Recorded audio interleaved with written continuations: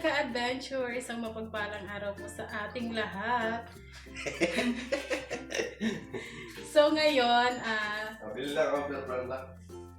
andito lang kami niintay sa bahay pero kami ay may gagawin. Dahil, ngayon po mga ka-adventure ay ngayon natin ipapadala yung para sa family ni Intoy. Ayan, kasi madaming nagsasabi, alam nyo na kung ano yon. So, ngayon kami magpapa-LBC dahil madami na tayong ipapadala. Namili kami ng mga damit.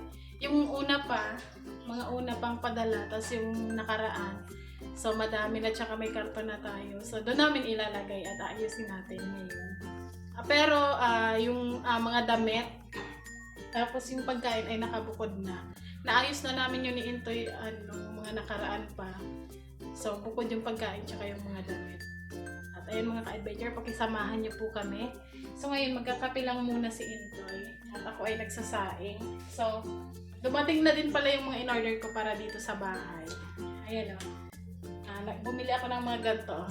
Coffee, sugar, may nakalagay na. Tapos, meron din siyang para malinis tingnan, di ba po, mga ka-adventure. Ayan siya. Ayan. Pero hindi ko pa na kasi kakarating lang. Ayan, merong creamer, merong milk. Ayan. Tapos itong lagayan patungan niya. Tapos meron din akong in-order. Share ko lang sa inyo kung ano yung in-order ko palagi sa online.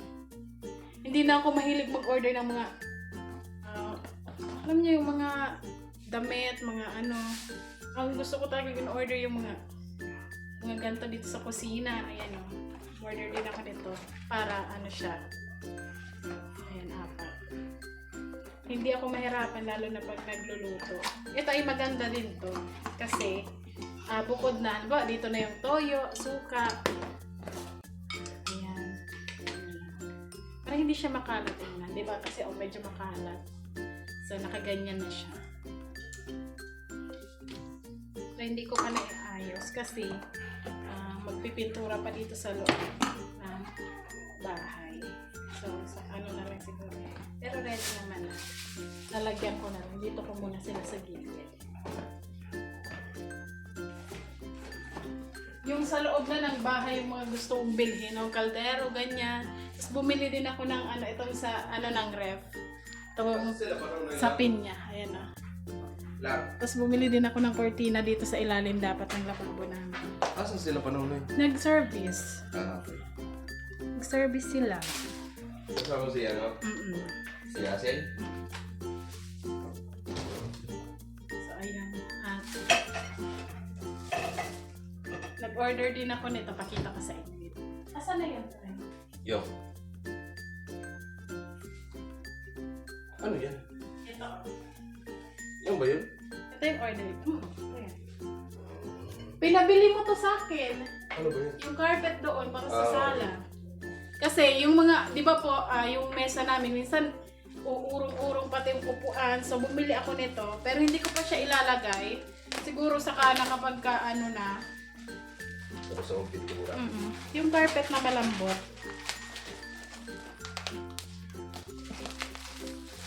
Para naman yung bahay natin ay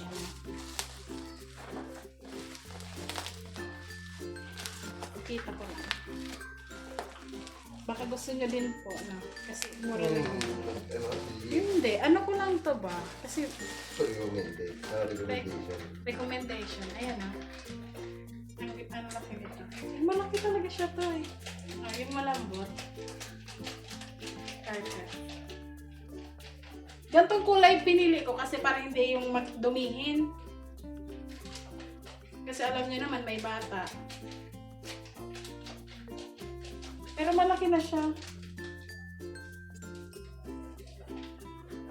Dati meron tayo nito na to naiwan sa Maynila.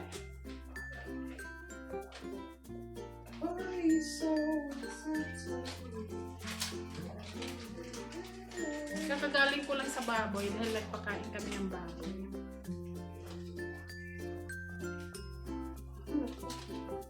Papunta muna tayong Kalabanga o... Oo, hindi. Ay, sikasuhin muna natin para ready na kung ano. Kasi pupunta pa kami ng LBC mga ka-adventure. Magtatanong kami kung nag-ano ba sila ng deliver. Kasi 'di ba, yung LBC kasi diyan sa amin. Ano sa inyo? Dito sa Calabanga ba, hindi kami diyan nakakuha ng package kasi hindi sila nagre-receive. So, kailangan tanongin. Pero alam ko nag-aano sila ng padala eh. Yun yung sabi, 'di ba? Kaya ano muna natin.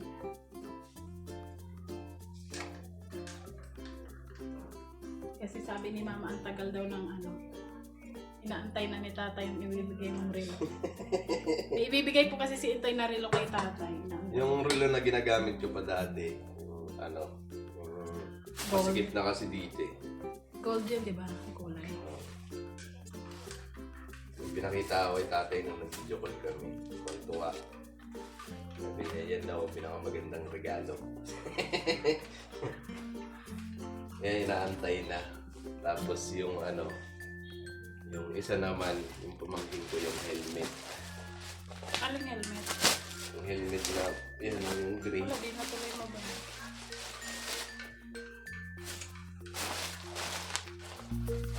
Kasi mga ka-adventure, kaya ngayon lang po namin na ipapadala kasi gusto din naman namin pag ipadala medyo, yung madami din. Kasi madami din namang mga damit dyan na pinili namin. Magkakasya sa kasya din sa mga pamangkin nito doon. So kaya inantay namin na dumami.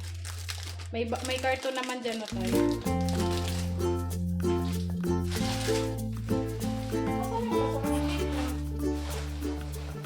Tinapon mo na?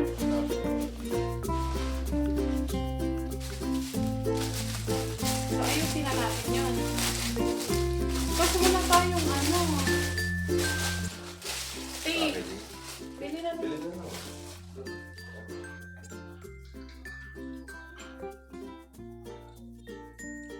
Kapit tayo. No hate, just palagi love. niya yung baso mo. Oo, syempre. Kahapon niya, palagi. Favorite niya yan mga ka-adventure. Kasi, Kasi nandiyan si Toy tsaka si Nika. So yun mga adventure So yun, habang nagkakape kami, dun, lumabas ako sa bahay. Tapos ayan, nakita namin yung pinsan ni Nika. Tanong-tanong kasi yung isa nagkausap-usap. And magagayak na sana kami nung ipapadala doon kay Mama. Siguro sa mga susunod na vlog. Ayan, yan na lang. At gusto lang namin isingit to. Gusto namin talakayin. Kasi syempre, bukod sa di ba, alam niyo naman po mga adventure na meron na kami babuyan pala. May baboy, ayan, may baboy na inaalagaan. At syempre, yung baboy na yun, kumbaga, parang nag-aalkansya lang naman kami doon eh. Kumbaga, yung pinagpapakain namin doon, naiipon lang. So, syempre, parang nag-iipon na kami doon sa babuyan. Ngayon, ilang araw na rin namin, isang linggo na namin na mapag-usapan ni Nika. Ang gusto namin sana, kasi ang gusto namin yung baboy, pagkalimbawa, pwede na magkakatay kami para ibenta. Yan, may kilo. na nga po wait lang tayo. Meron na pong bumili sa amin ng baboy, Yes maliit po. pa. Kay Ate Gigi, na siya sa amin ng isa. Ayan, Para pag maraming lumaki salamat daw, po. katayin namin. Pwede naming ibenta or dito stock sa bahay. So ngayon, ayan, tuloy ko lang mga adventure. Napag-iisipan namin na maglagay kami ng tindahan dito sa harap ng bahay namin. Ngayon, magdadalawang isip kami kasi syempre, Pasukin kasi. pasok, sa bahay. tapos ano ba siya, looban. Ayan, papasok ka pa naman. So hindi siya pansin kasi hindi siya gilid ng kalsada talaga. Ngayon, habang nag-uusap-usap kami dun sa labas kanina, pinsan ni Nika. Ayan. Na tanong namin kung pinauupahan yung bahay na nasa unahan. Ayan, yung may tindahan. So maganda rin siyang pwesto dahil bukod sa nito parang anuhan din siya ng mga tao, di ba? Mga tao. Yan. So nagtanong kami kung pinauupahan. Sabi naman ng pinsan ni Nika ay oo daw, pinauupahan daw po. Tinanong namin kung magkano. 2,000 ang isang. 2,000 isang buwan. So mas ano na siya. Ano na yun? Ano ba sa tingin mo? Para sa akin naman, ay ma-adventure. Kasi syempre, gaya nga po ng binabanggit namin ng mga nakaraan, gusto namin na may extra income, hindi lang sa YouTube channel. Kasi ang YouTube channel ay hindi permanente ang sinasahod. Minsan mababa, minsan mataas. Gaya ngayon, mababa yung sinasahod namin. So, yun. Sabi ko ba hindi ka subukan natin Upahan ulit. Paupahan ulit. And at least yung uupahan natin ng mga adventure, kikita siya. Hindi kagaya ng dati na nauupahan tayo ay talagang tutulugan lang natin. Ngayon, uupahan natin para magkaroon tayo ng income.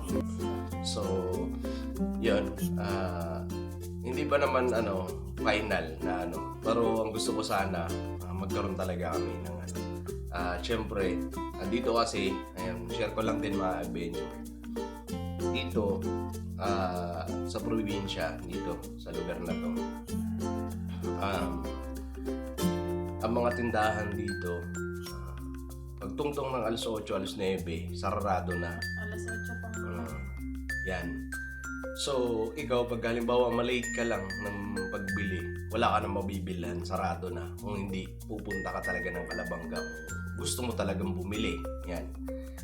So, naisip ko, kasi syempre, minsan anong oras na rin naman ako natutulog. Yan. So, pwede ko siyang kahit gabi na.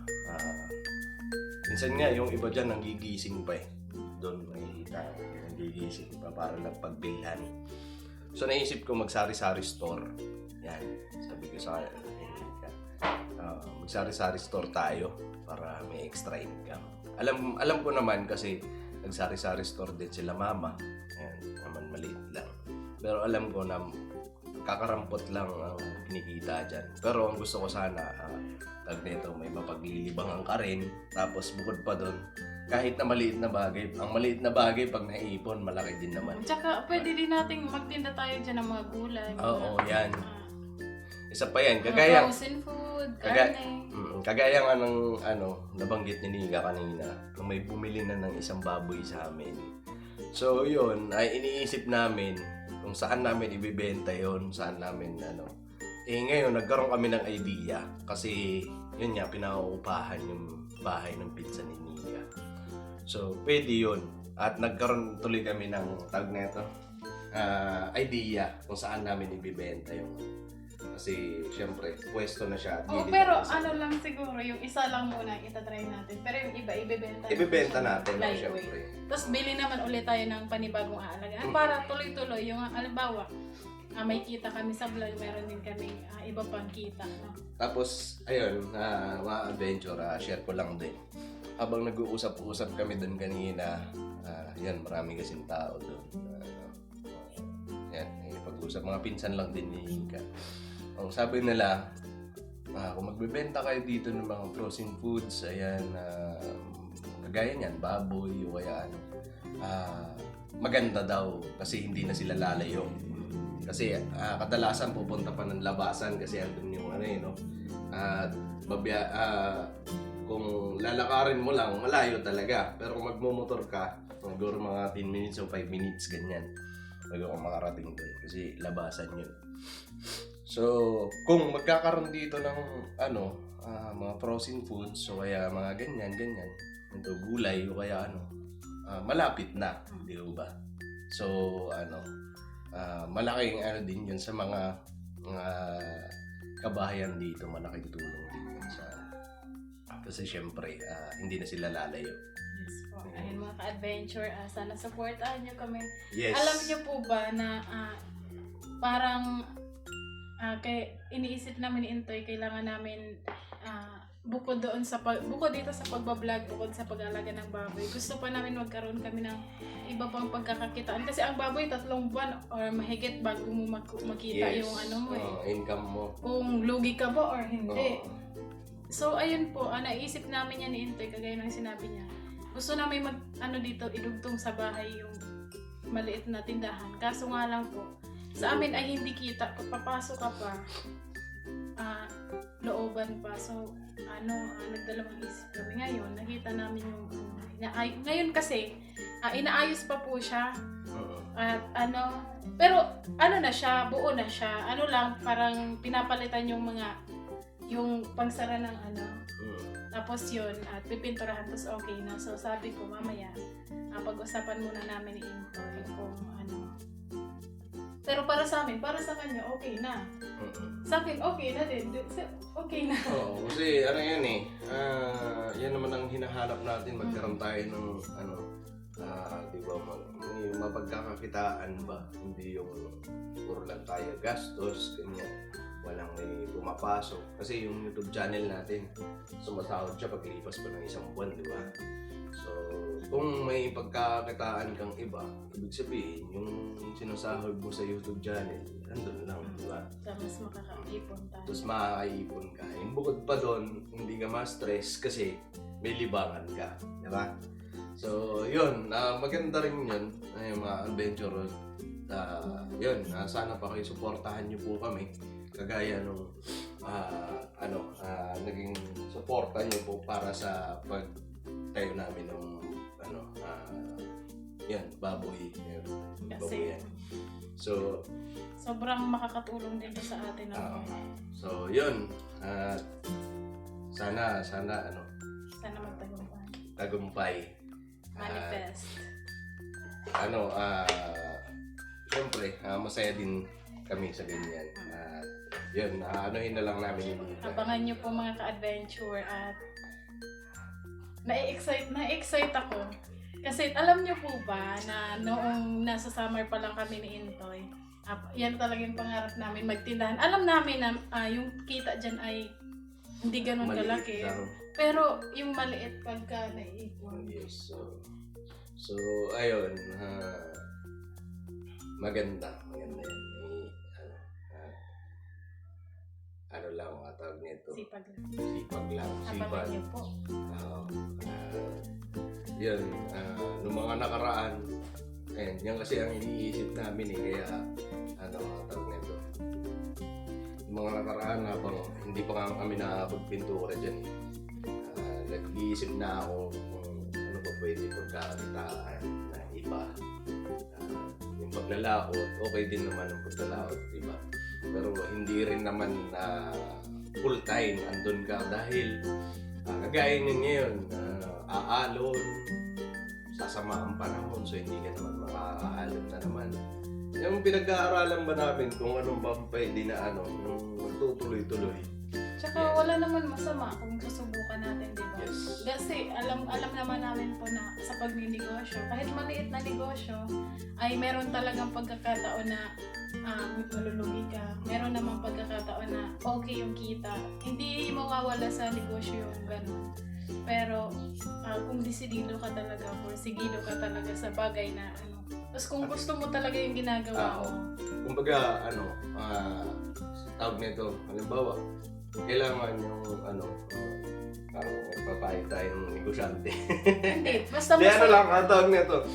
Kahit na, halimbawa, maliit lang kinikita mo, basta masaya ka, diyan ka masaya.